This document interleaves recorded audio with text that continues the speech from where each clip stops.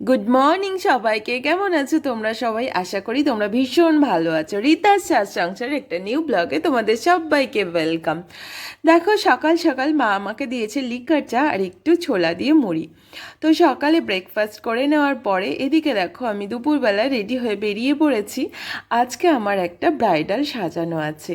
তো আমি যাচ্ছি কল্যাণী ঠিক রেল স্টেশনের ওই পাশেই বেদি ভবন বলে একটা জায়গা আছে, সেখানে আমি যাচ্ছি।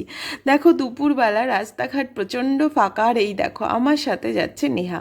আমরা দুজনে আমাদের স্কুটিটা নিয়ে বেরিয়ে পড়েছি। কল্যাণী রাস্তা এত সুন্দর, মানে কল্যাণীর চারিদিকটাই এত সুন্দর, সবসময় মনে হয় একটু ভিডিও করি।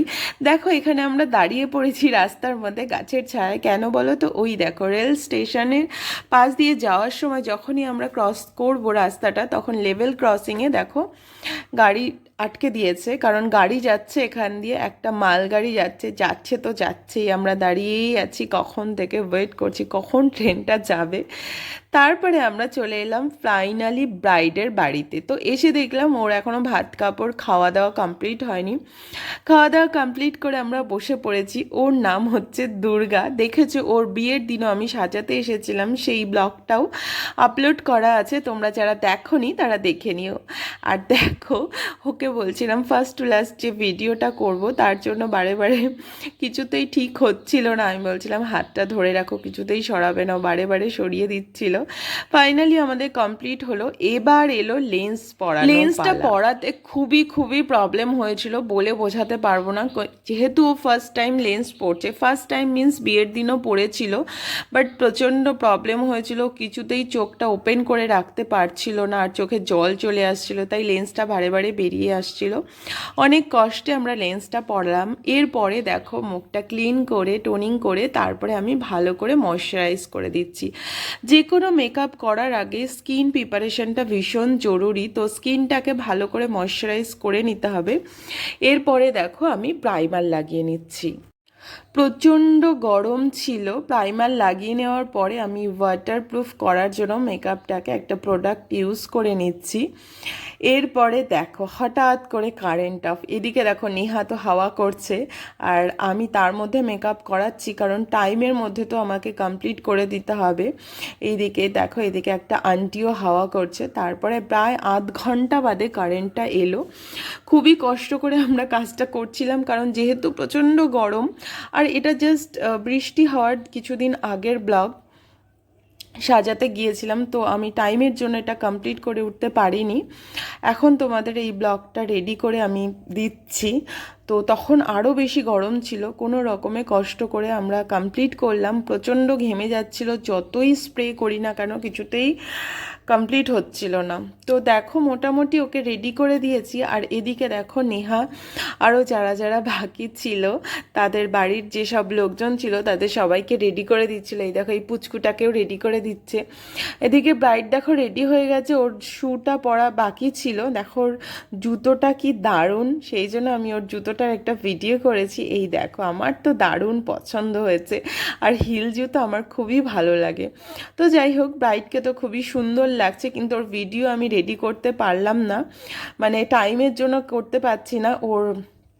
ওড়নাটা সেট হতে একটু প্রবলেম হচ্ছিল, পেছনে আটকে আটকে যাচ্ছিলো, সেই জন্য ওড়নাটা খুলে আমি আবারও একটু সেট করে দিচ্ছিলাম। আর এদিকে দেখো হাওয়ায় পুরো চুলগুলো উড়ে যাচ্ছে। ও এখানে বলে রাখি, ওর যেহেতু 10 দিন আগে হেয়ার শ্যাম্পু করা যাবে না, তো ও যেহেতু একটা ওপেন হেয়ার চেয়েছিল, ওপেন হেয়ারে ওর হেয়ারটা কিছুতেই ফুল ছিল না। আমি দুবার করে ক্রিম্পিং করেছি, তবু ওর হেয়ারটা কিছুতেই ফুল ছিল না। যাই হোক, এর থেকে বেশি ভালো আর করে দেওয়া সম্ভব হয়নি।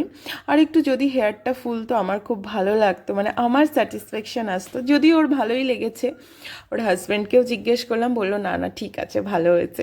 তো লাস্টে দেখো দেখে বললাম কোথাও কিছু প্রবলেম আছে কিনা দেখে নাও, তাহলে আমি ঠিক করে দিচ্ছি। ও বললো লিপটা একটু দাও, লিপ লাইনারটা। আমি লিপ লাইনারটা একটু ঠিক করে নিই। তারপরে দেখো এদিকে এই দিদিটা দেখো রাগ করে বসে আছে। আমি বললাম কি হয়েছে? ওর দেরি হয়ে যাচ্ছে বলে সমস্যা হচ্ছে, হেয়ারটা পছন্দ হয়নি। তো তারপরে আমি বললাম দাঁড়াও, তুমি একদম রাগ করো না, আমি হেয়ারটা খুলে করে দিচ্ছি। এদিকে দেখো এই দিদিভাইও এখনও রেডি হয়নি, ও রেডি হয়ে গেছে।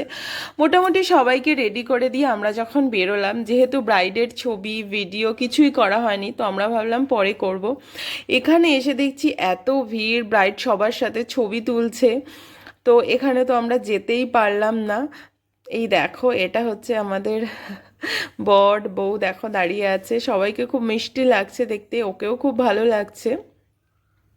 তো আমি গেলাম একটু কাছে, গিয়ে বললাম দাঁড়াও একটু তোমার ভিডিও করি। জাস্ট ভিডিওটা করা স্টার্ট করেছি তখনই দেখলাম আরও লোকজন আসছে। তখন বললাম থাক ঠিক আছে, তুমি সবার সাথে অ্যাটেন্ড করো সবাইকে, তারপরে আমি পরে আসছি।